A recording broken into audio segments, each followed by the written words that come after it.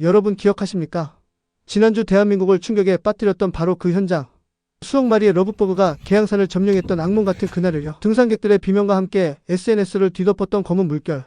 하지만 더 큰 논란을 불러일으켰던 건 바로 계양구청장님의 한마디였습니다. 국민들이 좀 참을 줄도 알아야 한다. 이 발언 하나로 전 국민의 공분을 샀던 그 사태. 과연 일주일 만에 계양산은 어떻게 변했을까요? 그리고 계양구청은 이 여론의 문매 속에서 어떤 조치를 취했을까요? 오늘 제가 직접 그 현장을 다시 찾아가 여러분의 궁금증을 쏙 시원하게 풀어드리겠습니다. 지난주 저는 정말 충격적인 광경을 목격했습니다. 계양산에 발을 딛는 순간부터 마치 살아있는 카펫처럼 온몸을 뒤덮으려 달려드는 러브버그 때, 특히 정상 부근의 정자에 그야말로 러브버그의 시체와 살아있는 벌레들이 뒤섞여 발 디딜 틈조차 없었죠. 시큼한 냄새는 코를 찔렀습니다.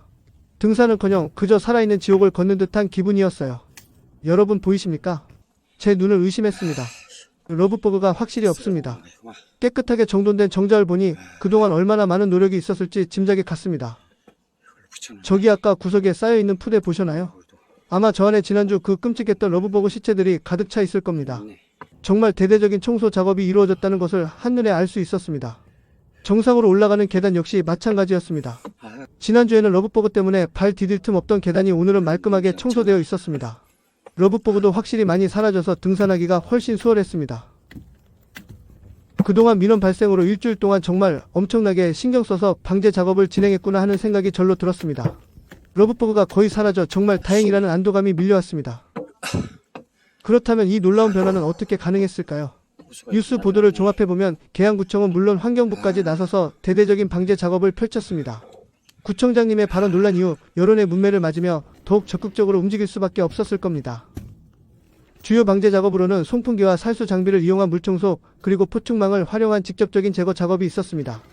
특히 러브버그의 사체에서 나는 악취 문제 해결을 위해 대대적인 수거 작업도 함께 이루어졌다고 합니다. 제가 현장에서 본 깨끗한 정자와 수거된 푸대들이 바로 그 증거겠죠. 그리고 러브버그가 빛에 유인되는 습성을 활용한 광원 포집 장비도 추가로 설치되었다고 합니다.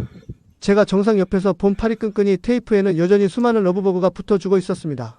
이 끈끈이 트랩이 러브버그를 유인하고 포획하는 데 큰 역할을 한 것으로 보입니다. 러브버그들이 일이 다 붙었네.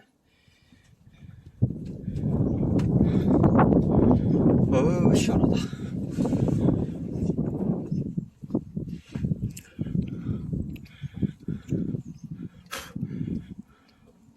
물론 러브버그가 익충이라는 특성 때문에 살충제와 같은 강력한 화학적 방제는 어려웠을 겁니다.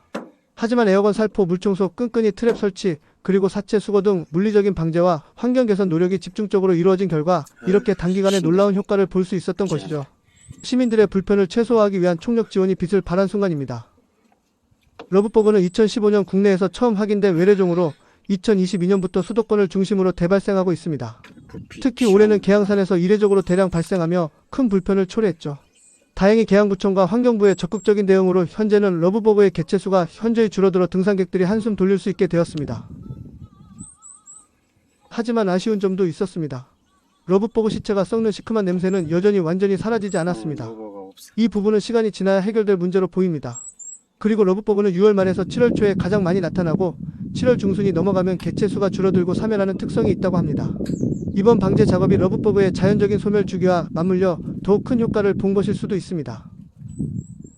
이번 계양산 러브버그 사태는 우리에게 많은 것을 시사합니다. 외래종의 유입과 기후 변화로 인한 예상치 못한 자연현상에 대한 대비, 그리고 시민들의 불편에 귀 기울이는 지자체의 적극적인 자세가 얼마나 중요한지를 다시 한번 깨닫게 해주었습니다.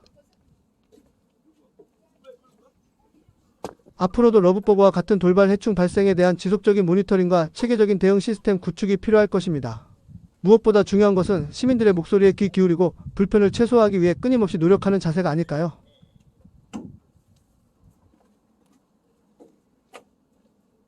오늘 영상이 계양산 러브버그 사태에 대한 여러분의 궁금증을 해소하는 데 도움이 되었기를 바랍니다. 다음에도 더 유익하고 흥미로운 영상으로 찾아뵙겠습니다.